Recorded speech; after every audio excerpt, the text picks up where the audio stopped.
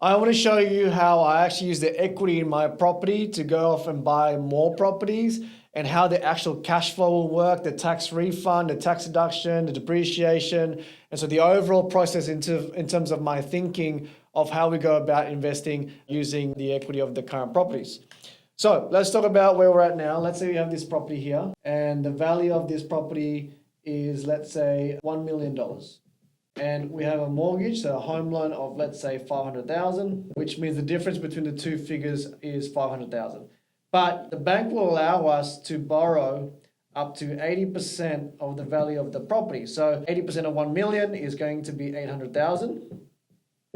We already owe the bank 500,000 in the original home loan, which means there's a difference there of 300,000 in equity that we can use to take as a deposit and cost to buy a second property. So if we use that as the deposit plus costs, okay? And let's say we're going to buy a house worth 800,000. And so to purchase that property, the 20% deposit will come out of here as well as costs. So stamp duty, legal fees, bank fees, solicitor fees, inspection fees, insurances, all that stuff. We're obviously going to have some leftover money there. We don't have to use it all. We can just pay it back to the bank if we don't need to. But how the cash flow will work basically is currently the interest rate from the investment loan that's interest only is 6.3%. So at 6.3%, the interest cost will be $50,400 per annum. So that'll be interest only. Now, personally, I don't pay principal and interest on the investments. I keep it as interest only because I want to pay as little as I can towards making this work. I also don't want to pay down my deductible loan because obviously it's an investment, it's tax deductible. I want to keep paying as little as I can towards that and pay whatever principal or extras towards my house because that's the bad loan that I'm not getting any tax deductions on. To run this house, you're going to be covering council rates, water rates, insurances, or maybe strata, an agent to look after it, maybe some maintenance perhaps, but all of that for the year is roughly around $6,500, which means that we have a total expenses of $56,900. This property will rent for, say, conservatively $700 per week. We times that by 52 weeks in a year, which means that for the year we have income of $36,400 in rent. So currently there's a shortfall of $20,500 that is before tax. And so that's going to be tax deductible. And so if I park it here for a minute, we have $20,500 worth of deductions. So majority of the time I deal with brand new properties and there's a few reasons for that. So number one is I like to have the depreciation, so there's going to be more tax deduction. I like to have builder's warranty. Another big one is because it's new, it tends to have lower maintenance, right? So I don't have to go and repaint or change the carpet or fix things because things are breaking because they're all brand new. You will probably still have a couple little things that you got to deal with, but it's not major stuff. And so when it's a brand new property, there's a thing called depreciation.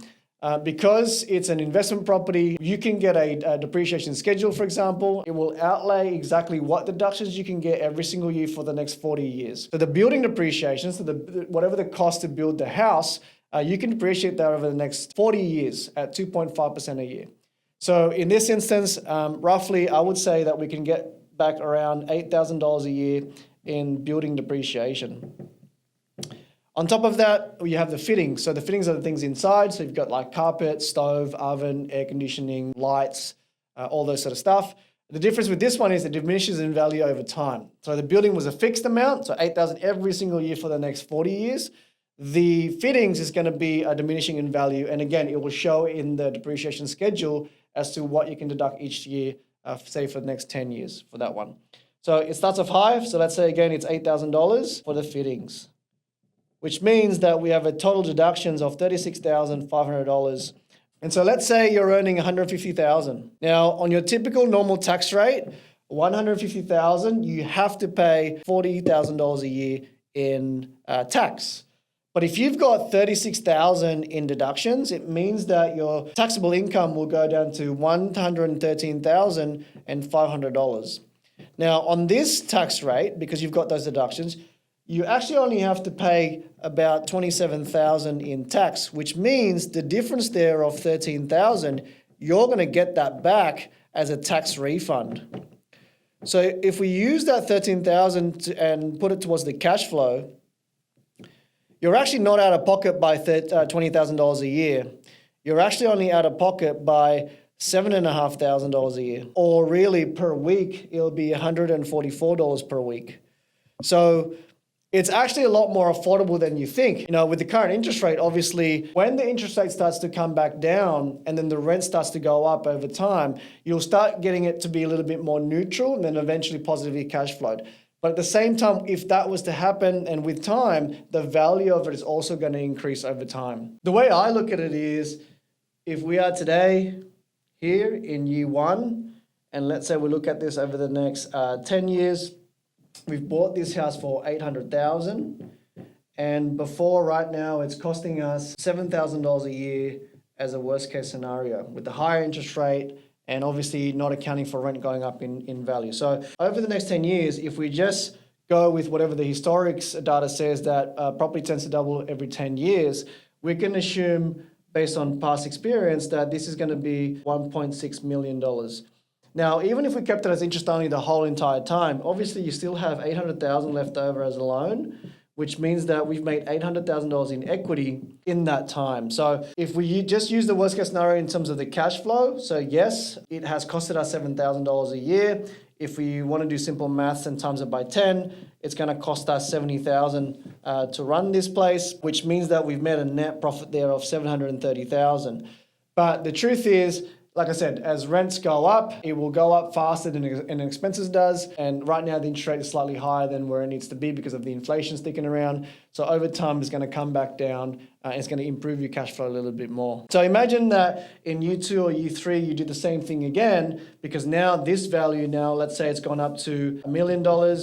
And so you've got $200,000 accessible there that we can use and tap into and go again. And so imagine yourself, you have a couple of properties going on at the same time, and you know you're going to let time do its thing, increase in value over time. And for me, it's so important to be able to have enough cash as a buffer, enough equity as a buffer, and so that will be my safety net. And if I can continue to invest along the way as quick as possible and as well as possible, I'm going to have more properties or more money invested over time, and I'm going to let the time do its thing and take care of itself. So in terms of the structure, what it would look like for me is, let's say I have that initial house that was worth at $1 million, and the home loan on that is $500,000.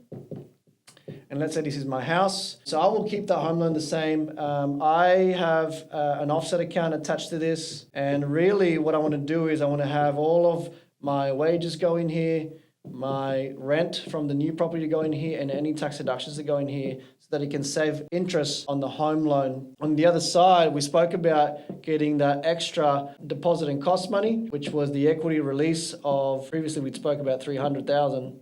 Which we probably won't need all of that. And the reason it's on the other side of the line is because everything on this side is for the investment side.